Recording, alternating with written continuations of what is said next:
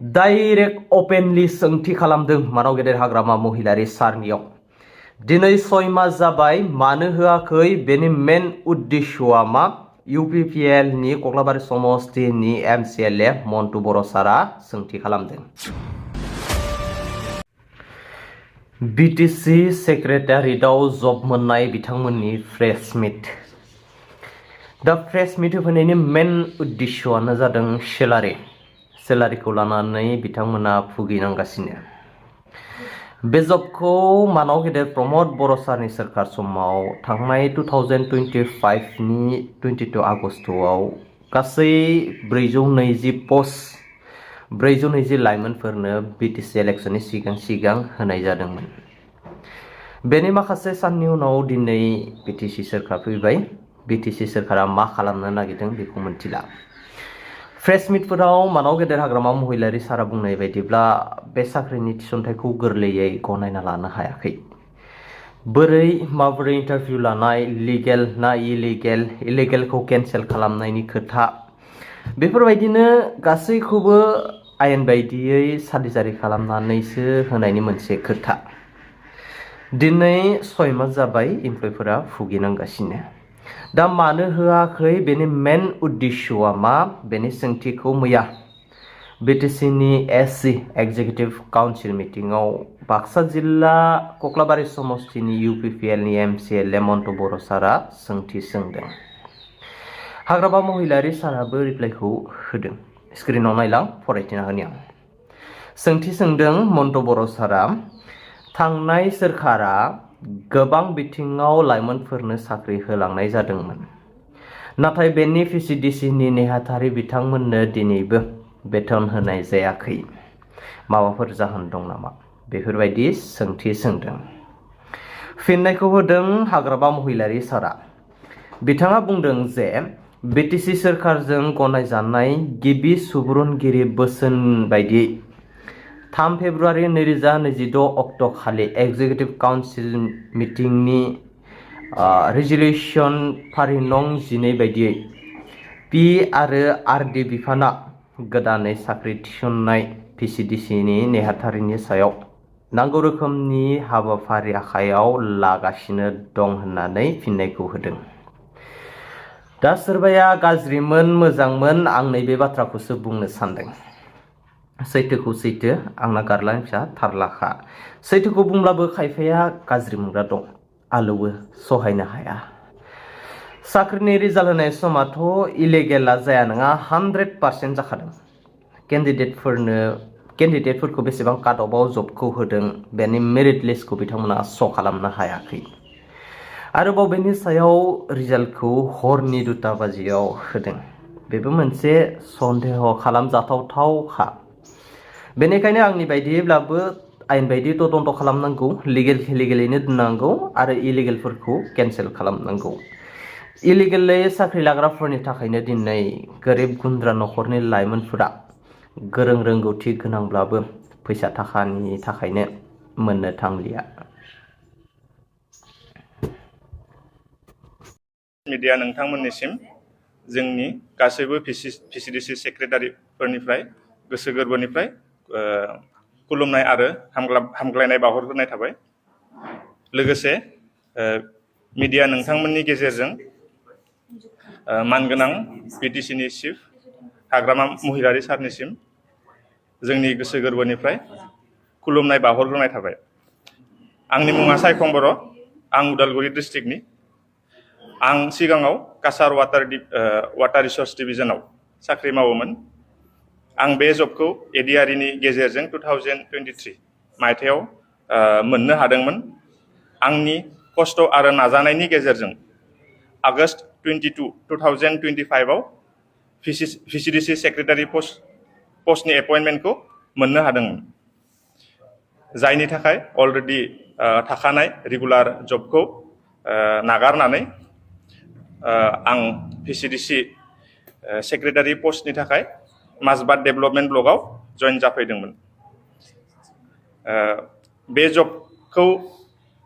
बे जबाव साख्रि रिजाइन होनानै जइन जाहैनाया आंल' नङामोन, आंजों लोगोसे गोबां दंफैयो जायफोरनिखि थाखानाय साख्रिखौ रिजाइन होनानै नैबे जबाव जइन जाफैदोंमोन दिनै जों बे जबखौ मावनाया 6 मान्थ जानानै थांबाय बिडिअ मेमनि डाइरेक्सन बायदियै जों जोंनि मावनांगौ खामानिफोरखौ मावगासिनो दङ जेरैबायदि PMAY सार्भे PMAY चेकार जब कार्ड EKYC आरो गोबां रोखोमनि ग्राम सभा बायदि हाबाफारिजों मावबोगासिनो दङ बेजों लोगोसेनो जों इलेक्शन डिउटिबो मावबोदों आरो फैबाय थानाय स्टेट एसेम्बलि इलेक्शननि थाखायबो अलरेडि अर्डार ओंखारबाय नाथाय दुखुनि बाथ्राया जों दिनैसिम सेलारि मोननो हायाखै जोंहा न'खरनि फारसे गोबां रेसपन्सिबिलिटि दङ न'खर सालायनायाव जोंहा गोबां दायित्व दङ नाथाय जों दिनै बे दायित्वखौ मावफुंनो हायाखै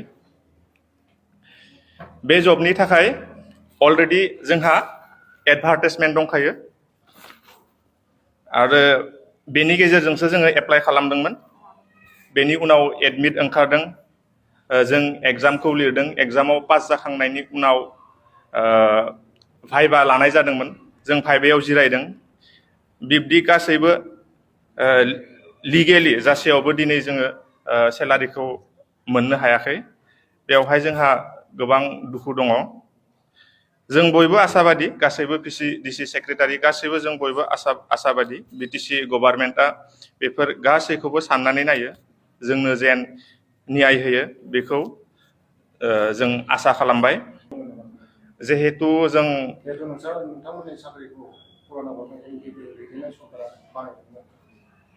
जिहेतु जोंनि जबखौ BTC गभर्नमेन्टआसो होदों जोंथ' पार्टिजों जेबो जोंहा सोमोन्दो गैया BTC गभर्नमेन्टआसो जोंनो बे जबखौ होदों आरो जोङो बेखौ डाइरेक्टर अफ PNRD BTC निफ्रायसो जोङो एपइन्टमेन्टखौ मोननो हादों दा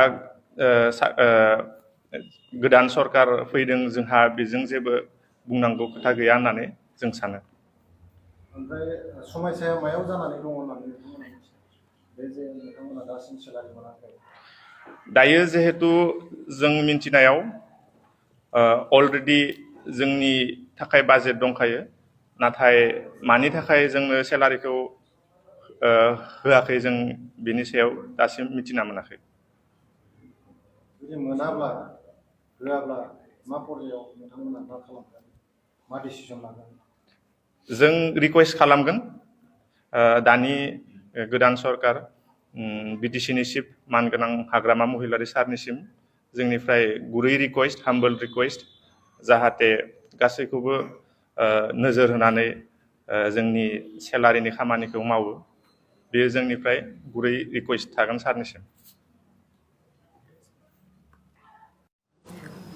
नमस्कार পোনপ্ৰথমে মই সাংবাদিক বন্ধু বান্ধৱীসকলক ধন্যবাদ জ্ঞাপন কৰিছোঁ লগতে BTC চিফ হাগ্ৰামা মহিলাৰী ডাঙৰীয়া আমাৰ সমূহ BTCৰ PCDC সেক্ৰেটাৰীসকলৰ ফালৰ পৰা শ্ৰদ্ধা জ্ঞাপন কৰিছোঁ আমি আজি ইয়াত একত্ৰিত হোৱাৰ উদ্দেশ্যটো হৈছে আমাৰ দৰমহা সন্দৰ্ভত আমি সকলোৱে জ্ঞাত যে 6 মাহ পূৰ্বে BTC PCDC সেক্ৰেটাৰীসকলৰ নিযুক্তি সম্পন্ন হৈছিল আৰু এই নিযুক্তি সম্পন্ন হোৱাৰ পিছৰ পৰা আমি চৰকাৰক বিভিন্ন ধৰণে সহায় সহযোগিতা কৰি আছো চৰকাৰী বিভিন্ন ধৰণৰ কাম কাজত উদাহৰণস্বৰূপে আমি চেকাৰ ভেৰিফিকেশ্যন তাৰ পিছত PMAYG তাৰ পিছত অৰুণোদয় এনে ধৰণৰ বিভিন্ন ধৰণৰ কাম কাজত আমি যিমান পাৰো আমাৰ ফালৰ পৰা সেৱা আগবঢ়াইছো গতিকে আমি আমাৰ অসমৰ মুখ্যমন্ত্ৰী ডাঙৰীয়া হিমন্ত বিশ্ব শৰ্মা ডাঙৰীয়া লগতে আমাৰ BTC চিফ